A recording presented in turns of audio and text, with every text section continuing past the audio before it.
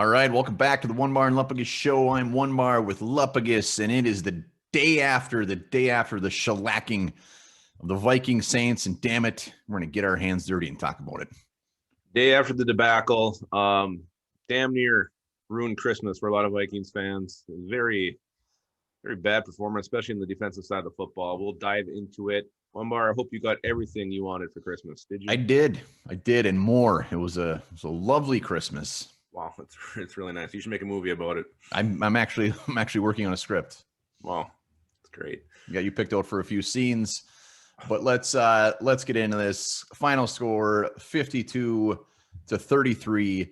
Many of Vikings records were broke yesterday, unfortunately, for the bad things. Yeah, I think it was the most points the Vikings has given up since 1963. I think it was a record for most points allowed ever by a Vikings defense. The Saints didn't even punt in this game. The defense, as bad as they've been, and we kind of saw this coming with the linebackers down to honest to God, fourth string players. I don't think anybody though thought it was going to be this bad. No, I mean, quick on the inactives, the Todd Davis, Troy Davis, Eric Kendricks. Right there, forced guys like Blake Lynch to be in the starting lineup, who actually I kind of enjoyed. Hardy Nickerson Jr. and then Eric Wilson, that poor guy, just running around trying to do everything out there for that Vikings defense. But even some of the guys that we would rely on really didn't show up at all. So this defense as a whole was Christmas poopy. Yeah, and I don't know if we're going to talk about that later or not. Maybe we should start with the offense in the first half. There we go. Let's start there. The Saints get the ball, march down the field, score. And then the offense comes right back against a damn good Saints defense. Dalvin Cook gets a 15-yard touchdown, 7-7. Suddenly you're thinking, okay, this is going to be a shootout. And, it was. But what happened is the Vikings just couldn't keep up with the Saints and Alvin Kamara and his stupid Christmas shoes.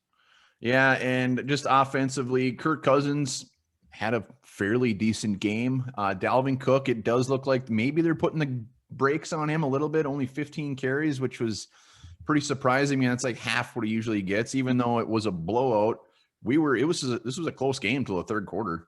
So, I mean, offensively, 32 points, whatever it was, that's not bad. You can't really ask for better offensive performances than the Vikings have given us the last 3 weeks. I know the Bucs didn't result in a lot of points, but I mean, the yards were there. There was opportunities there. They scored 27 against the Bears, which is a pretty damn good defense. And you put up 33 against the Saints. Usually with the Mike Zimmer defense, this is more than enough points. Unfortunately, that wasn't the case yesterday. I do want to talk a little bit about the tight ends again. Konkadonk with 4 receptions for 31 yards, some great catches. And then Irv Smith, 2 touchdowns, kind of becoming Kirk Cousins' new favorite red zone target. Had a weird catch where he kind of like fell down. I don't know if he had to. It's kind of like when you're playing catch in the backyard, you want to make your catch look cooler. Irv Smith did that there, but you got to love how he's kind of shown up, both these guys, how they've been showing up the last couple of weeks, and it's been consistent. Yeah, Irv Smith had a shit ton of targets too, so it's very clear they want to get him involved. Receivers showed up as always. Thielen, good game, 8 for 97, a touchdown. Jefferson, 6 for 85. So no issues on the offense. Yes, the offensive line could have played better. Saints have a very good defensive line, but this was definitely not on the offense. Let's talk about what it was on. And Zimmer's... 2 more things I want to touch on before we get into the defense. You mentioned the O-line. Garrett Bradbury, I thought, was horrible yesterday, getting pushed back into Kirk Cousins' crotch over and over again. This guy has done a much better job this year anchoring. This was not one of them. He looked like the Garrett Bradbury of early 2019, getting overpowered and overmatched. That was tough to watch. And then I want to get your opinion on I loved it. Adam Thielen over there getting pissed off. John with the Saints. I thought he was going to get in a fight. You don't really see that very often from Thielen. Usually keeps his emotions in check. Clearly, he hates the Saints as much as we do, and it showed. And I actually want to see him just getting a Christmas brouhaha. Chris, are you talking about a Christmas battle? I am. Yeah, it was good to see. He was pissed off. He was fired up. He kind of seemed a little timid, maybe talking, hoping people would hold him back. But it was good. I mean, the Saints and Vikings clearly aren't very big fans of each other, and Thielen's been around long enough to be in some of these big games. So yeah, it was good to see some fire from somebody, because a lot of people out there look like they didn't give 2 shits about being on that field yesterday. That is a great segue to the defense. And I think the one that sticks out the biggest to me was Anthony Harris. What a half-ass, piss-poor effort by Anthony Harris. I don't think he wanted to be playing on Christmas Day, and it showed. Especially, I think the biggest example is that first play, or the first Alvin Kamara touchdown run. He breaks through our shitty first front seven. Anthony Harris got shot just to fly in and take him out, and he kind of instead does this kind of little angle and then kind of bites at his ankles, and it was pathetic. And that just summed up Anthony Harris's entire day. Yeah, Anthony Harris, it's almost like, does he want to make some money next offseason? Yeah. Because what he played yesterday was bullshit. I mean, obviously we have a lot of guys out on defense. You expect guys like him to step up in these big games. He looked like a zombie out there. It was very, very tough to watch.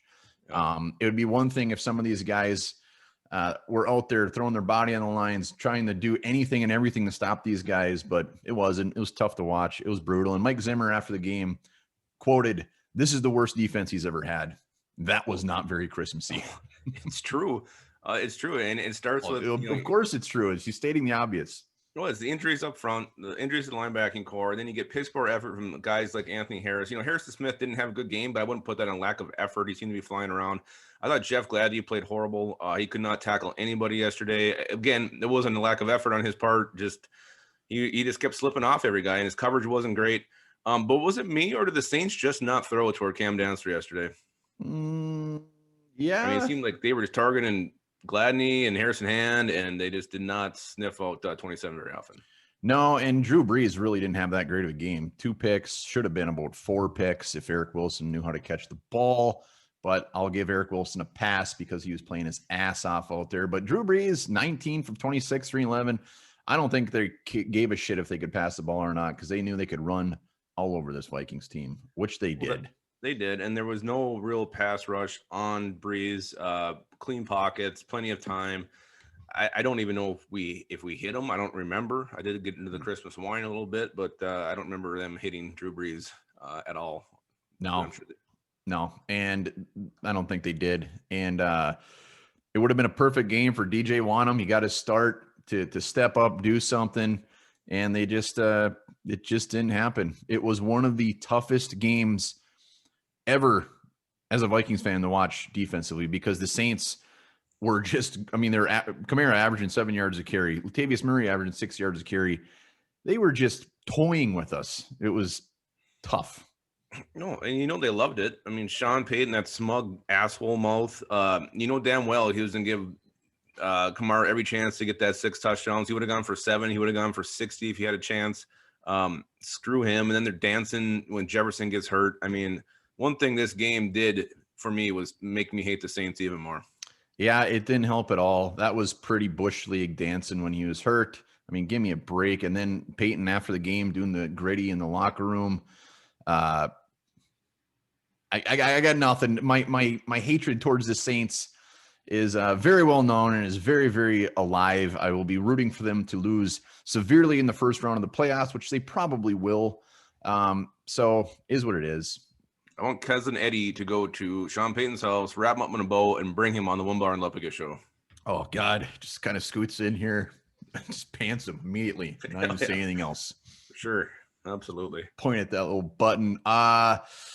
One thing I will say is people are just so upset about this defensive performance, but you also got to look at it. I mean, what do you expect? I mean, these guys, it would have been a miracle if the Vikings actually kept it close. Yeah, 52 points is a little extreme. They probably should have played better, but it's not like we're really surprised. Hardy Nickerson Jr., yeah, you got an interception. Blake Lynch, first start. Defensive line, that's pretty much third stringers. Rookie cornerbacks. I mean, it's expected a little bit. I mean, the fact that this team was even still mathematically alive at this point was mildly shocking, and is a feat in itself for the coaching staff. But a couple bright spots. We did talk about Blake Lynch, 10 tackles in his start. Eric Wilson flying around everywhere, doing everything he can. Hardy Nickerson, Harrison Hand with some interceptions. So Harrison Hand. Yeah, I was surprised. He only had 1 tackle, but he seemed to be like on a ton of plays. I thought his coverage was actually pretty good too. So Harrison Hand with a good game. Yeah, he had a couple pass breakups. He had that pick. He was playing good on special teams. Harrison Hand did phenomenal. Shamar Stephan can just maybe just call it good for that Lions game. I don't mind never seeing him again on the field ever. Yeah. There's a handful of guys that I would just want. Anthony Harris, thank you for your service. Don't need to see him in final week. Josh Metellus time. Josh Metellus, Harrison Hand time. Just God, I'm just very depressed. The lack of effort from some of those guys. It's Christmas. Give us a show at least. That's what I was getting mad about. I wasn't, I didn't expect the Vikings to win this game. They really have nothing to play for. Actually, in the long run, it's probably better if they lose this thing. But seeing guys like Anthony Harris just not try was getting me in a Christmas tizzy. Yeah, I mean, Jeff Gladney, yes, this is probably one of his worst games. But at least when he was diving and missing for the players, he was giving it all. He might have been 7 yards off, but he was giving it his all. And Blake Lynch, we already mentioned him, but mention him again. He started off a little slow, but damn, that's going to be maybe a nice little depth piece down the road. Hell yeah. He might be the next Odie Cole. I think he outproduced Troy Dye in one game. Yeah, maybe. So, well, let's talk Dan Bailey, missed extra point.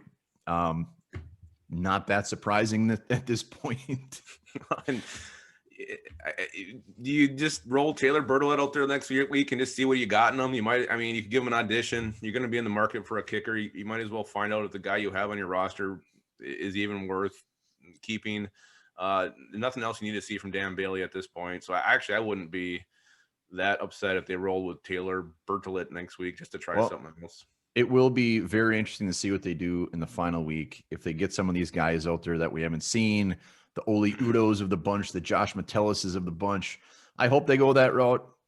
Who knows? Zimmer might be playing for his job. Well, not really playing for his job, but he might not want to go on a preseason game either. No, I don't think so. I think they want to get the win. I think they want to have some positivity going into the offseason with a win against the Lions. We'll see. But, the way it looks at now, I mean, Adrian Peterson and DeAndre Swift might both run for 150 yards next week. So, in the first half. Mm-hmm. I was, and more of a positive note, Hardy Nickerson, yes, he shouldn't have been on the field, but fantastic to see him get an interception on Christmas Day. Fantastic to see Mike Boone get a touchdown Christmas Day game. Everybody's watching. So there were some bright spots. There was, but a lot of dark. It was like the creepy ass parts from the Christmas Carol movie, just scaring you. God damn it. Well, is it time? Is it time for Stud and Turd? Yeah, I think so. I think we talked this one through. Maybe we should do Stud and Turds. Well, yeah. What do you want to start with? You want to start end on a positive note or end on a negative note? End on a positive note. This is it's a happy day. Christmas season. It's Boxing Day, for God's sakes. I don't know what that means. Something to do in Canada. I don't really understand it. Turd of the game for me, Anthony Harris. No doubt about it. Again, just looked like he did not want to be out there. He wanted to be anywhere but on that field. Lack of effort was obvious, and it was tough to watch, and very disappointed in him. And hopefully it cost him some money in March. It's really rude of you to say that. Yeah, Anthony Harris, easy peasy. He's a vet. He's a guy who needs to step up in this damn game. Didn't do it. No. Turd of the game. Yeah, and what a poor example for the young players to see that from him. Shame on him. Well, I look at it, maybe it motivated them to be better. So thank you, Anthony Harris, for motivating some of our youngsters. See what I did there? All right, who's your stud of the game? God, who was I going to go with? I think I've been going back and forth on this. I'm going to give it to Blake Lynch and his 10-tackle performance. This guy wasn't a lot of bright spots on this defense, but he was playing his ass off, first career start. And, we seen Troy Dye out there not producing, and Blake Lynch comes in, gets 10 tackles, and he was really all over the place. So, and like you said, you kind of touched on, he got better as the game went on. So, Blake Lynch, you're my stud of the game. Blake Lynch from frickin' Baylor. At least somebody from Baylor stepping up. And this guy, he's played like every position. I think he used to be a running back. I mean, he's been everywhere. So I'm very excited about Blake Lynch. More excited than I should be. My stud of the game is none other than Mr. Harrison Hand, the Temple cornerback. Just like Lynch, I'm excited for Hand. I'm excited to see what he brings next year. Full off season. He played a good game. Like I said, special teams, had that pick, a couple of pass breakups. I might like Harrison Hand more than I should, but he is definitely my stun of the game. Yeah, he was the other one I was thinking about. Yeah, and you do like Harrison Ham more than you should. That is not a question. Thank you. Means a Not lot to me. All right, well, that's it. That is the Vikings Christmas Day Massacre, as it'll be known forever moving forward. Just a brutal defensive performance by the Minnesota Vikings. So we'll always remember that. And here's one other thing you might always want to remember. Muhammad is the most common first name in the world.